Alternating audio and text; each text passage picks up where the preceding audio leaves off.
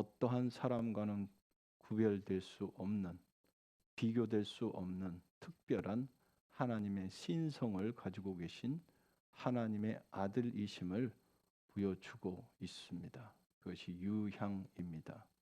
그 당시 아무나 그 향수를 바를 수 없었고 오직 존귀한 사람이 바르는 그런 유향이었습니다.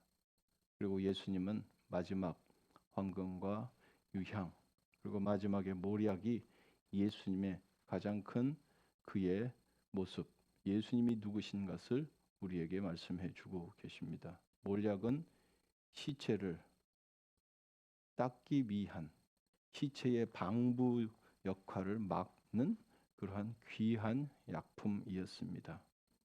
문명이 메소포타미아에서 애굽으로 흘러가고 애굽에서 그리스로 넘어갈 때 메소포타미아에서는 이제 많은 사람들이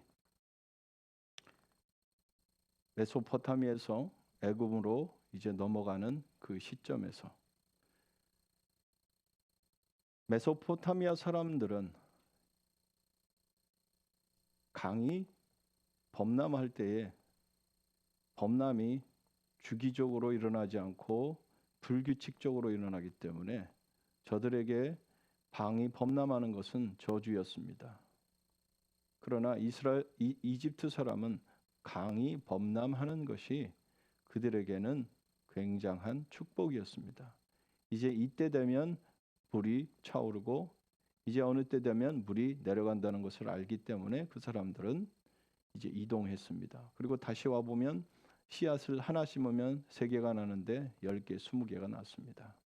그리고 그들은 2년, 3년치 자기들의 먹을 것은 걱정하지 않았기 때문에 앞으로의 생활이 어떻게 될 것인가 지금 걱정되지 않고 자기의 죽은 이후에 대해서 어떻게 할까 그들은 관심을 가져서 왕이 태어날 때, 바로가 태어날 때 그때부터 그들은 죽음에 대해 준비했습니다.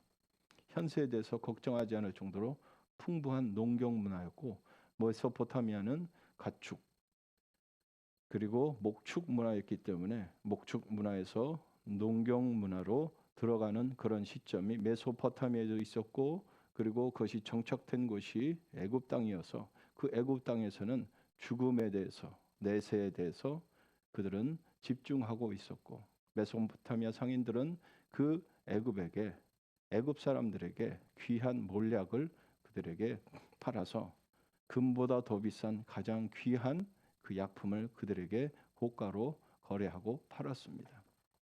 이 몰약은 바로 예수님을 상징하는 죽기 위해 오셨다는 예수님을 표현하고 있습니다. 유향은 보스웰리아의 수액을 건조시킨 것입니다. 아마 키가 사람 키 조금 말하지 않게 자라는 그러한 유향, 보스웰리아라는 그 나무였습니다. 그리고 몰약은 사람보다 키 훨씬 2배, 3배 크는 그런 나무였습니다. 둘 다 나무였고 몰약은 코피포라라는 나무에서 나옵니다. 둘 다 이 나무에 상처를 입혀서 나오면 됩니다. 나무를 죽이는 겁니다. 그리고 거기에서 상처 입은 이 수지병을 일으키게 됩니다. 그래서 그 상처 입은 나무의 골을 따라서 우리가 알고 있는 고로쇠 물처럼 그렇게 물을 진액을 빼어서 그 사람의 끈적끈적한 그 나무의 액체를 가지고 이 인간들은 그것을 이용했던 것입니다. 유향과 몰약 이것은 죽음을 준비하는 그러한 우리에게 내포하는 뜻입니다. 유향과 몰약 그 종류의 그 나무들이 굉장히 복잡하고 많다고 합니다. 그래서 현재까지도 유전자 검사를 통해서 정확한 분류가 가능해졌지만 그럼에도 이 나무들이 새로운 종이 태어나고 있다고 합니다. 이 유향과 몰약 그리고 황금 예수님은 우리에게 죽으러 오신 분이십니다. 이 세상의 모든 것들은 정체성과 그 역할을 알아야 하고 그 역할을 알지 못하면 문제가 생깁니다. 그러나 우리 인간은 그것을 알지 못하고 헤매고 있습니다. 제 손에 들려진 기타와 여러분의 들려진 모든 도구들은 자기의 원위치와 자기의 사용 목적을 갖고 다 사용되고 있습니다. 그러나 가장 귀하고 모든 종류의 가장 위에 있다고 하는 인간이 자기 자신의 목적을 알지 못합니다. 여러분 아랍 사람들을 만나면 여러분 아랍 사람들이 어떻게 얘기합니까? 아살라무 알레이쿰 그럼 와리쿠무 살라맛 그렇게 얘기한다고 합니다. 여러분 이 마하살라맛 그것은 평화 샬롬에서 나온 것입니다. 그 샬롬이라는 것은 평화라고 알고 있지만 그 원어적인 부분들을 계속 쫓아가다 보면 그것이 우주의 질서를 따르는 그런 제 위치, 자기의 할 일을 하는 그런 모습을 얘기를 하고 있습니다. 하나님께서 아담을 처음 부르셨고 두 번째 가인을 부르실 때 인간들을 부르실 때 두 가지가 똑같았습니다. 아담아 내가 어디 있느냐? 네가 할 일을 하고 너가 있어야 될 위치에 있어야 되는데 너는 왜 그것을 벗어나느냐? 다시 그곳으로 와라 라고 하시는 정체성에 말씀하고 계시는 것이고 가인도 그가 동생을 지키는 자 장자는 모든 것을 다 가지고 있어서 권한을 가지고 있습니다. 죽일 수 있는 권한까지 있고 모든 권한이 장자에게 주어지기 때문에 이 장자는 아벨을 지켜야 했고 그 역할을 감당해야 되는데 그는 지키지 않고 오히려 아벨을 죽였습니다. 그래서 아벨이 어디 있느냐? 너가 해야 될 일을 너는 하고 있느냐? 너는 너의 위치를 찾아라. 너의 정체성을 찾아라 라고 말씀하고 계십니다. 모세가 하나님을 만났을 때에 하나님께서 뭐라고 하셨습니까? 나는 스스로 있는 자라고 말씀하셨습니다. 예흐아후 아쉐르 예흐아후 I am that I am이라고 주님은 나는 스스로 있는 자라고 그분의 정체성을 얘기하고 있는데 유태교죠. 유태교의 전통적인 영어 번역은 동사로 번역하고 있습니다. 명사를 동사로 번역하고 to be I will be what I will. 나는 나다. 나는 내가 되기로 선택한 그 사람이다. 그 사람이 될 것이다. 나는 내가 될 것이다. 나는 내가 창조할 것을 창조하고 나는 존재하는 자이다. 라고 그들은 명사가 아닌 동사로 해석하기를 좋아하고 그렇게 해석하고 있습니다. 하나님께서는 하나님 스스로 하나님이 하시고 싶으신 그 일을 하시는 분이십니다. 그래서 우리도 우리에게 우리의 해야 될 일을 하라라고 우리의 정체성과 만약 우리의 정체성을 안다면 하나님을 알게 됩니다. 하나님을 만난 사람은 자신의 정체성을 알게 됩니다. 그러나 하나님을 만나지 않고는 자신의 정체성을 알지 못하고 자신의 정체성을 알지 못하면 하나님을 알지 못합니다. 많은 사람들 하나님을 알다 그러고 자기 자신을 모르고 있습니다. 그런 것은 틀린 얘기입니다. 하나님을 알지 못하는 것입니다. 하나님을 알게 되면 자신을 알게 되고 자신을 알게 되면 하나님을 알게 됩니다. 하나님께서는 그렇게 우리에게 우리 자신 스스로를 아는 것. 그래서 어떤 사람은 그것을 알 수 없다고 포기를 대부분의 사람이 하지만 우리가 그것을 나는 누구인가의 질문을 시작할 때에 이제 나를 찾게 되는 것이지 내가 누구인가를 완전히 아는 상태라고 자신이 주장할 때 자신은 자신을 모르고 있는 것입니다. 우리가 하나님의 은혜를 받았다고 했을 때 그 하나님의 은혜로 하나님을 안다고 했을 때 그 사람은 하나님을 더 모르는 것입니다. 그러나 하나님을 모른다고 하나님께 갈망하며 하나님께 나가는 자에게 하나님께서는 하나님을 알 수 있는 기회가 그에게 열리고 하나님을 갈망하고 하나님을 궁금해하는 그 사람의 하나님께서는 계속 나타나 주십니다. 그래서 우리의 나쁜 본성이 우리의 것 어떠한 것을 만들었으면 그것이 다인 줄로 착각하고 그것이 다인 줄로 자신이 우상을 만든다는 것입니다. 바로 황금과 유향과 몰약은 우리 주 예수님의 정체성을 정확하게 알고 우리에게 말씀하고 계십니다. 바로 나는 죽으러 온 자이다. 여러분 가운데 삶이 무엇인가? 최일도 목사님이 옛날에 제 웃기는 얘기를 했죠. 삶은 라면이다. 이 광장에서 먹고 있을 때 삶이 무엇인가 할 때 옆에 머리를 딱 때리면서 옆에 사람이 거지가 뭐야, 삶은 라면이지, 지금 먹고 있는 삶은 라면이지라고 얘기를 했다고 합니다. 웃긴 얘기지만 삶 속에 무엇인가, 삶이 무엇인가 정체성을 찾아가는 가장 중요한 그 질문이 누구에게나 우리 마음속 깊은 곳에 항상 자리 잡고 묻고 있습니다. 여러분, 삶은 무엇입니까? 삶은 곧 죽음입니다. 예수님은 죽기 위해 오셨습니다. 여러분, 삶이 무엇인가? 내가 살아온 시간은 다 죽은 시간, 죽음을 향해 가고 있는 모든 생명의 공통적인 특성이 죽음을 향해 간다는 이 죽음이라는 단어를 절대 제외시킬 수 없는 것입니다. 삶은 곧 죽음이고 죽음이 삶이다. 죽어야 부활을 알고 부활을 아는 사람은 죽음을 향해 계속 나아가고 자기 자신을 계속 십자가의 못을 박는 것입니다. 아까 말씀드린 아랍 사람들이 인사하는 그 인사의 샬롬이 유태교의 샬롬과 같는데, 그 샬롬은 우주 질서를 따르는, 우주의 질서에 맞게 사는 사람을 인도의 아리안이라고 했습니다. 그리고 예술은 아르따라고 그래서 우주의 질서에 맞게 배열된 것, 자신의 위치에 맞게 그 흐름에 살아가는 사람은 그에게는 아우라가 난다고 합니다. 그건 카리스마, 그에게 가지고 있는 그 권위가 생긴다고 하는 것입니다.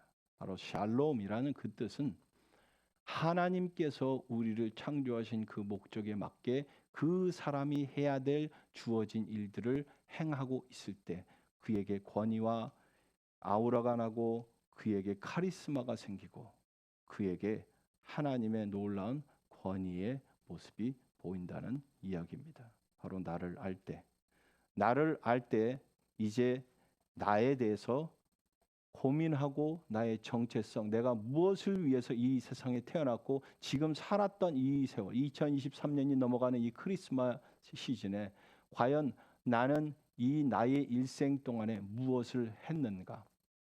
그리고 앞으로 남아있는 생애 가운데 나는 무엇을 해야 하는가? 라는 고민을 우리는 분명히 해야 합니다. 예수님께서는 황금과 유향과 몰약이라는 이 세 가지 예물을 통해서 그분은 죽기 위해서 분명히 나는 태어났다라고, 어린 양 도살되기 위해, 그래야만 모든 죄를, 모든 사람의 구원을 대속하고 그는 부활할 수 있다는 그의 정체성을 정확하게 알고 그는 죽기 위해, 어린 양 도살당하기 위해 그는 태어날 때조차도 그에게, 우리에게 정확하게 우리에게 말씀해 주고 계십니다. 죽음은 곧 삶입니다. 삶은 곧 죽음입니다. 하나님께서 태초에 빛이 있으라 하실 때, 그 빛이 생겼을 때 자동적으로 어둠이 존재했습니다. 빛을 낮이라 칭하시고 밤을 어둠이라 칭하셨습니다. 이 세상의 모든 것들은 이런 상대적인 역설적인 밤과 어둠이, 동양 사람들이 얘기하는 오행이라고 하는 그러한 역설이 존재하는 것입니다. 음과 양이라고 하는 그 역설이 우리에게 존재하는 것입니다. 곧 삶이 죽음이요, 죽음이 곧 삶입니다. 여러분, 미켈란젤로를 여러분 알고 계십니까? 그 유명한 미켈란젤로는 사생아였고 학교도 못 다닌 사람이었습니다. 에디슨이 학교를 졸업하지도 못했고 어머니가 케어를 했습니다. 천재는 보통 사람들 틈에서 인정되지 않는 법입니다. 여러분 알고 있는 장영실, 이 사람은 호녀리언이었고 몽고 유민이었습니다. 그리고 아랍상, 그 아랍 계열의 피가 섞인 장영실입니다. 그리고 그의 어머니는 부산 동래구 기생이었습니다. 그 당시에는 그 장영실은 천민이고 그리고 그의 태생조차 그의 한국 사람과 섞일 수 없는 그런 사람이었지만 세종대왕이 그를 픽업했고 그 사람의 천재성을 알아서 이 사람을 높여줘서 이 사람은 장영실은 우리의 인류에 굉장한 공헌을 한 사람이 되었습니다. 우리의 모습은 죽을 때 이런 상대적인 일들을 반대의 이 역설의 법칙이 우리의 일생 가운데 항상 존재하고 있는 것입니다. 우리가 살아온 시간은 죽는 시간입니다. 모든 생명이 우리에게 죽음에 대해서 가르쳐주고 그 죽음의 십자가를 통해 희망과 부활을 얘기를 하고 있습니다. 매일 죽는 삶을 사는 사람이 그 사람이 사는 사람입니다. 불가능이 곧 가능이고 무지가 곧 지입니다. 내가 안다고 할 때 모르는 것이고 내가 모른다고 할 때 아는 것입니다. 천국으로 가는 길, 하나님을 아는 길.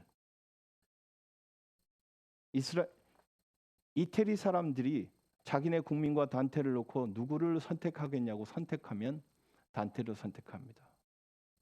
그 정도로 이 사람은 이태리 사람이 다 죽어도 이 한 사람만 있으면 이 사람은 그의 모든 다른 사람들에게 그 정신을 심어서 이태리 사람이 되게 했고 더 위대한 사람 이태리를 건축할 수 있다고 이태리 사람들은 이야기합니다. 그가 쓴 단테에서 그가 지옥으로 내려가는 그가 체험했던 천국과 지옥을 체험했던 단테의 그 신곡을 썼을 때에 그가 지옥을 향해 계속 내려갈 때 자기 자신을 알고 자기 자신을 깨닫고 자기 자신을 알 때에 이제 천국을 알고 진리를 알게 되는 것인데 자기 자신이 죽고 자기 자신을 알기 위해 막고 있는 세 가지 동물이 있습니다.